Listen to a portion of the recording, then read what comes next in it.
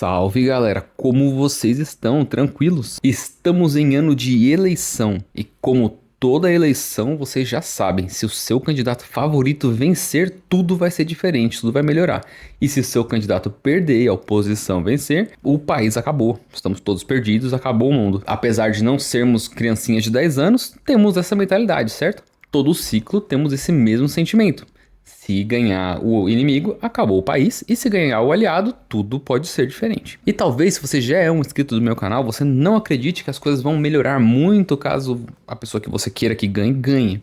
Mas você ainda assim acha que tudo vai ser muito diferente para o negativo caso a oposição ganhe. Mas será que as eleições têm esse tipo de poder? Será que as pessoas devem votar? Será que você deve votar? Será que eu voto? Todas essas questões vão ser respondidas hoje aqui nesse vídeo. Mas antes de entrar nelas, já deixa seu like, se inscreve no canal, ativa o sininho e fica até o final para você entender o ponto de vista de um anarquista sobre as eleições. Então, bora pro vídeo. Então vamos começar pelas eleições em si. Será que ela muda tudo quando ela acontece? Primeiro que nas eleições ela acaba acontecendo de 2 em 2 anos, mas vamos nos ater mais aqui às eleições sobre presidente, que acontecem aí de 4 em 4 anos, porque elas acabam sendo mais impactantes. As pessoas costumam ligar muito mais para quem é o presidente do que para quem é o prefeito, ainda mais se a cidade for menor e etc. E até pensando bem, a cidade menor deveria se importar mais com o prefeito do que uma cidade grande, porque ela é menor, mais fácil de ser gerida, mas depois a gente fala disso.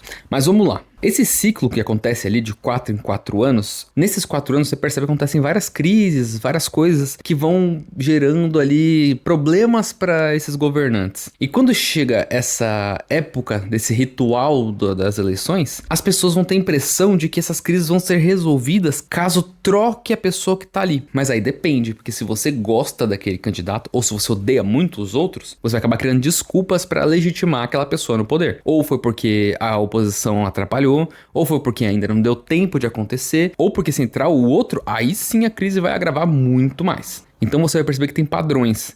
Vão existir crises ao longo de um governo. Quando vai chegando a época da eleição, existe a esperança com as promessas, com a possibilidade de trocar esse governante. Existe o medo de trocar esse governante às vezes, entrar alguém pior, ou de ser reeleito esse governante. Existe a polarização da sociedade, e aí vem aqueles mesmos sentimentos de agora vai, ou se perder, acabou. E aí, consequentemente, tem a vitória de alguém, e a realidade continua mais ou menos igual. Mais ou menos igual. É claro que não fica igual, não tem como as coisas ficarem igual, nem se ficar o mesmo governante. As coisas sempre estão em constante mudança. A realidade é assim, a realidade não é permanente. Mas as coisas ficam mais ou menos iguais, e tem motivos muito claros para as coisas ficarem mais ou menos iguais. Uma delas é por causa da forma do Estado. O Estado tem uma forma específica e não tem como aquela forma produzir algo que vá contra aquela forma. Não sei se eu fui claro. O Estado, ele serve a classe dominante. Quem financia as eleições é a classe dominante. Então não importa quem está lá na corrida final,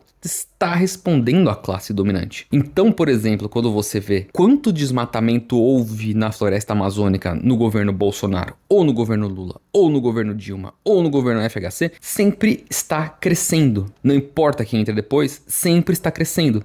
Daria a impressão até que o FHC se importa mais com a floresta do que o Lula, por exemplo, porque o Lula está assinando decretos para destruir o rio Tapajós, por exemplo, para mais barcos poderem carregar soja. Dane-se ribeirinhos, indígenas, dane-se todo paraense, e o que importa é o valor. Mas será que o Lula está pensando isso? Ele que assinou. Será que se fosse o Bolsonaro ele não ia assinar? Até parece. Será que se fosse o FHC não ia assinar? Até parece. Será que fosse a Dilma não ia assinar? Talvez, mas ela tomou impeachment. Porque é isso que acontece. Se alguém for contra a classe dominante minimamente, a chance dele tomar um impeachment, tomar um golpe, tomar alguma coisa, é muito alta. Porque os cargos políticos não são o poder. O poder é o capital. É ele que manda. As pessoas fazem coisas na nossa sociedade por dinheiro. Quando o político é corrupto, alguém está se beneficiando disso. Se alguém paga uma propina para ele passar uma lei, existe algum interesse privado em relação àquilo. E você percebe que passaram-se muitas leis ao longo dos anos para beneficiar grandes empresas. Então as nossas leis já são moldadas para o benefício das grandes empresas. E por quê? Será que é porque o Lula é malvadão? Será que é porque o Bolsonaro é malvadão? Talvez sim, talvez não, não importa, na verdade, a índole deles. O que importa é o interesse da classe dominante. É por isso que as eleições acabam sendo só uma ilusão, acaba sendo só uma mudança de discurso no máximo. Porque, por exemplo, vamos levar os últimos governos em consideração, existe uma grande diferença no discurso do Bolsonaro e do Lula, mas e nas práticas deles? Existe muita diferença? Eu não vejo essa diferença acontecendo. É claro, existem diferenças. São gerentes daquela máquina. E no mesmo sentido que se mudaria um gerente de uma fábrica. Uma fábrica que produz mortadela, vai produzir mortadela. Talvez com mais eficiência ou menos eficiência, de acordo com o gerente, talvez. Mas vai produzir mortadela. Talvez mude a branding, talvez mude os slogans, talvez mude essas coisas, talvez corte funcionários, talvez contratem mais funcionários, talvez melhore os salários, talvez diminua os salários. Mas a fábrica de mortadela vai produzir mortadela. Ela não vai, depois de mudar de gerente, começar a produzir carros. Ela não vai, depois de mudar o gerente, começar a criar vacas. A fábrica vai fabricar. E o Estado vai gerir vidas. O Estado vai gerir os corpos das pessoas. Vai gerir os recursos da natureza. E ele vai gerir. Ele vai facilitar para o capital gerar mais valor, com certeza, porque ir contra isso vai dar crise. Não tem como eles não seguirem essa forma. Eles vão tomar golpe, eles vão causar problemas para os cidadãos se eles não seguirem a lógica do capital. O que eles nunca vão fazer é aumentar a autonomia local, porque aumentar a autonomia local diminui a dependência do capital. E diminuir a dependência do capital faz com que o capital se valorize menos. E se o capital se valoriza menos, o país cresce menos em relação aos outros. E se o país cresce menos em relação aos outros, ele vai perder a próxima eleição. E ele não quer perder a próxima eleição. Ele quer se manter aquele cargo, ele quer se manter o gerente. Ele vai ganhar bem, ele vai ter uma vida boa, vão encher o saco dele aqui e ali, metade da população vai odiar ele, metade vai amar, dane-se. Mas normalmente essas pessoas, elas querem poder. Elas não são pessoas legais como nós, elas são pessoas que estão em busca do poder. Eu não confio em quem busca poder. Essas pessoas que estão lá lutando pelo topo da hierarquia não são legais. Eu acho que tem até uma frase de algum liberal que fala sobre isso, talvez até do Mises. Eu não sei se do Mises, tá? Mas alguém fala algo do gênero: se votassem pessoas boas, será que essas pessoas boas não mudariam as coisas? E aí ele responderia algo como: talvez, mas pessoas boas não estão querendo ser eleitas? E eu até concordo com isso, nesse sentido. Eu acho que a maior parte que está disputando o topo da hierarquia são desgraçados malditos. E os poucos que não são, não têm poder de nada. O Proudhon, pra quem não sabe, que foi a primeira pessoa ali a se intitular como um anarquista, ele foi parlamentar na França. Ele se candidatou antes das pessoas terem total noção de que era impossível mudar alguma coisa por dentro. Até tinha alguma noção, mas não tinha a convicção completa. E o Proudhon se candidatou, ele era muito popular ali entre os operários, ele mesmo era um operário. E quando ele ganhou, ele virou um parlamentar lá da França, ele escreveu um texto que chama Isolamento Parlamentar, em que ele fala como que é inútil você ser um parlamentar. Primeiro, porque você se afasta do povo, isso é uma realidade. Antes ele estava lá no meio dos protestos, dando consciência para as pessoas, e agora não, agora ele foi lá pro parlamento, ficou isolado totalmente, porque ele lutava por coisas que eram contra a classe dominante. Então ele estava isolado no parlamento, ele era uma minoria total no parlamento, e ele estava isolado da galera dele também, dos operários, porque ele não estava mais no dia a dia com eles. Então ele começou a se afastar dos interesses deles. Ele não tinha mais total noção do que eles queriam porque ele não fazia mais parte deles. E isso acontece mesmo porque você não tá mais lá no meio do povo. Eu acho que eu vi até o Galo de Luta falando disso. Que não importa quem é o presidente, se for o Che Guevara, etc. A pessoa vai se tornar um filho da puta, etc. E é verdade. Quando a pessoa se torna algum cargo, o cargo manda nela e não ela no cargo. Quem já teve algum cargo de gerência em alguma empresa, eu já fui gerente algumas vezes. Enquanto eu estou exercendo o meu cargo, eu não sou o Binho. Eu sou, por exemplo, o gerente. Eu tenho que fazer o que o gerente faz. Se eu precisar demitir uma pessoa, eu tenho que demitir contra a minha vontade, contra o que eu quero. O cargo manda em mim. Porque se eu não fizer aquilo, eu que sou trocado. A presidência é a mesma coisa. Um cargo político é a mesma coisa. Talvez um deputado tenha alguma liberdade a mais porque ele tá menos em evidência do que o presidente, mas ainda assim ele não vai conseguir atingir nada. Se você tentar passar PECs, tentar passar projetos que sejam muito interessantes para a classe trabalhadora, você muito provavelmente não vai conseguir passar. Porque todas as bancadas são eleitas com o dinheiro da classe dominante. Muitos deles são empresários, muitos deles são do agro. Então, qual é a chance de 5, 6 carinha do pessoal ali que entrar querendo fazer coisa boa, fazer algo bom? É muito difícil. As matas continuam sendo destruídas. Os povos originários continuam sendo mortos. As pessoas sabem onde estão os garimpeiros. As pessoas sabem onde estão os madeireiros. É óbvio, não é uma operação pequena, é uma operação gigante. Mas por que que nunca nada disso muda? E por que que as pessoas confiam tanto nisso? Por que que você acha que dessa vez vai mudar? Talvez você não ache. Mas você acha que vai piorar se entrar o outro. Talvez seja verdade. Porque a gerência vai mudar as coisas. Mas do meu ponto de vista, sempre vai piorar. Porque o capital demanda que mais valor seja extraído. Mas aí vem gente pra mim e fala, cara, mas e se o Jones Manuel ganhasse? Eu dou risada de algo do gênero, porque eu não votaria nem no, sei lá, eu não votaria nem em Jesus, não sei quem seria legal, pensei em Jesus. Eu não votaria ninguém pra presidente, eu não votaria em mim pra presidente. Porque existe um limite estrutural no cargo. Porque o presidente, ele depende do Congresso. E o Congresso depende de lobby. E o próprio mercado vai impor limites nas ações dele. O capital internacional vai impor limites nele. Então, como eu já disse, o cargo é maior do que a pessoa. O Jones pode ter todas as ideias mais incríveis do mundo de industrialização do Brasil. E isso acarretaria em destruir a Amazônia, acarretaria em destruir o resto de Mata Atlântica que existe. Mas pelo que eu entendo do pensamento leninista, dane-se, temos que desenvolver as forças produtivas, custe o que custar. Se isso for acabar com os povos indígenas, etc e tal, dane-se eles que são idealistas demais, essa que é a visão deles. Apesar de que no discurso vai ser diferente, mas claramente que não. O que me parece nas entrelinhas que eles querem, sim, proletarizar todos os indígenas, todos os quilombolas, etc. Vide a treta deles com o Nego Bispo, a Teia dos Povos e outros movimentos autônomos aí do Brasil. Mas o meu ponto aqui é que não importa o quão bem intencionado ele seja, ele vai ser posto para pilotar uma máquina com uma direção fixa. Ele vai estar parecendo um maquinista de um trem que está num trilho.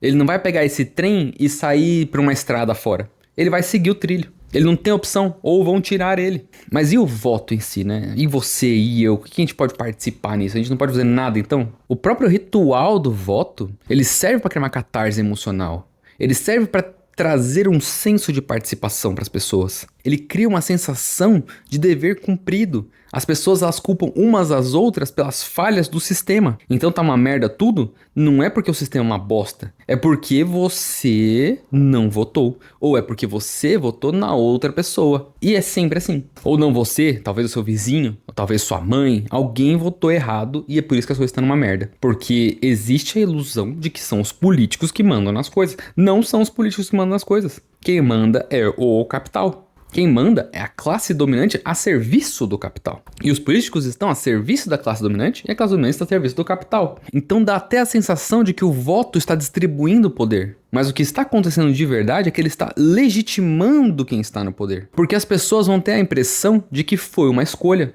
As coisas estão acontecendo dessa forma porque escolheram que estivesse dessa forma. Mas não é isso que acontece. A gente pode até participar desse ritual, mas o poder continua concentrado. Porque tem um agravante, as pessoas que mandam mais de verdade, ninguém vota nelas. Elas são herdeiras, elas têm grandes monopólios, elas participam de grandes oligarquias. Então não importa quem vence a eleição. Quem está bancando todos os candidatos já ganhou.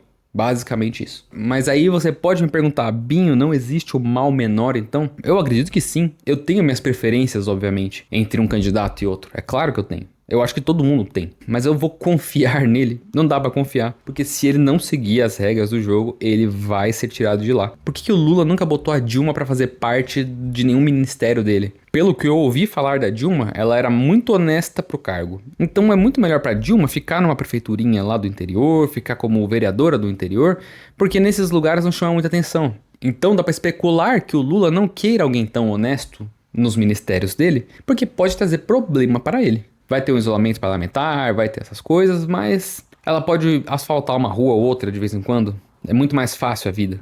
Eu sei que boa parte das pessoas, elas estão presas nas eleições pelo medo. O medo do candidato pior. Então as pessoas continuam votando no menos pior. E cada vez mais eu vejo isso, na verdade. Talvez seja minha bolha, talvez não. Eu até tenho alguma impressão de que talvez votar pode diminuir os danos. Mas eu até duvido que possa realmente diminuir os danos. Mas reduzir os danos não é uma transformação. Então qual que é a solução? Ficar em casa sentado, sem fazer nada, achando que fez sua parte, sem votar, sem fazer nada? Eu não acho também. Eu não acho. Na verdade, o que eu acho que a solução é a ação direta. Não ficar esperando do Estado, esperando o seu político de estimação, esperando o seu político preferido, fazer as coisas por você que estão ao seu alcance. A solução é a organização. É se unir, criar coletivos de bairro, criar coletivos na cidade, criar mutirões, criar blocos para ação direta, fazer acontecer, não esperar cair do céu, não esperar vir o salvador da pátria, o Messias para salvar a gente. E não ficar só toda vez votando com medo de algo pior acontecer. Então, será que eu voto?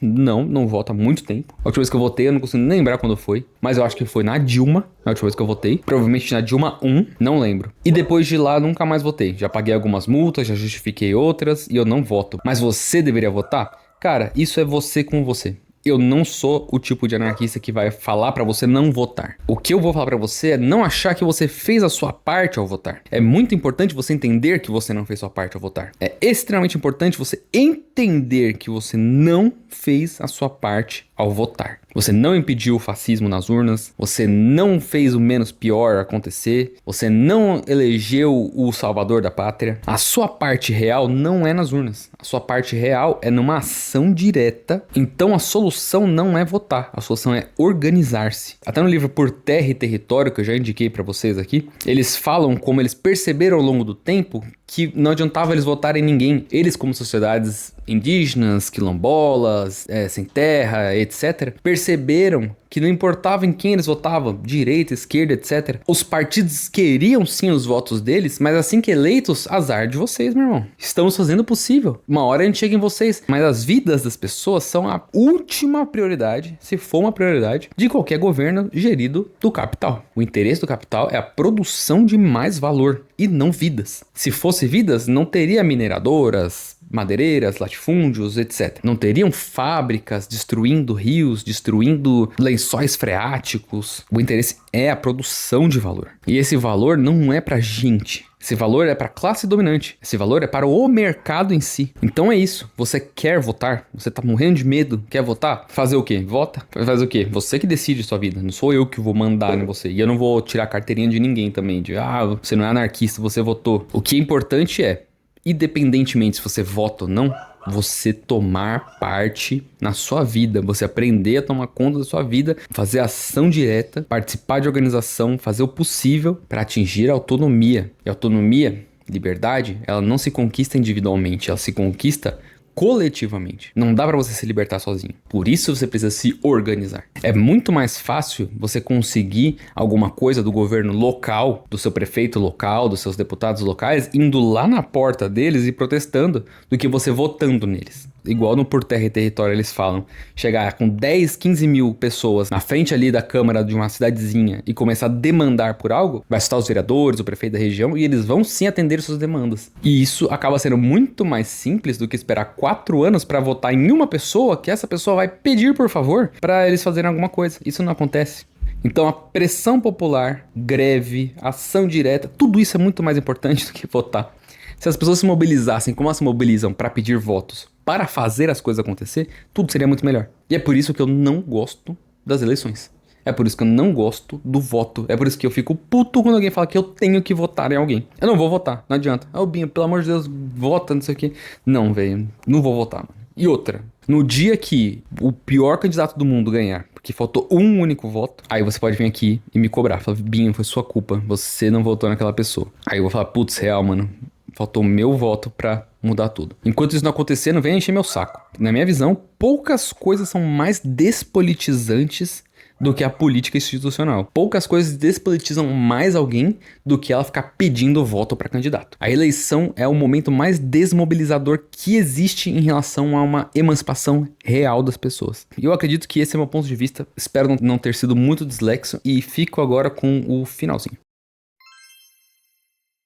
E sejam muito bem-vindos ao finalzinho. Eu sou o Binho, já falei isso no começo, mas agora estou aqui no finalzinho trazendo alguns recados para vocês. E eu não preciso falar o que eu estava pensando dessa vez, porque eu já falei ao longo do vídeo. Mas, primeiramente, lembrando da vaquinha do canal, vou deixar aqui o QR Code para vocês participarem caso queiram ajudar com o projeto.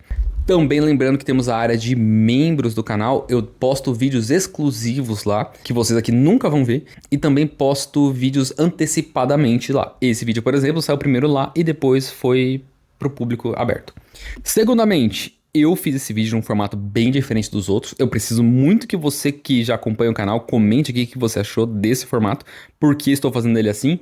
Eu estava em viagem para a Amazônia gravando animaizinhos. Para quem não sabe, eu trabalho com isso ultimamente, gravando animaizinhos tanto na natureza quanto em instituições.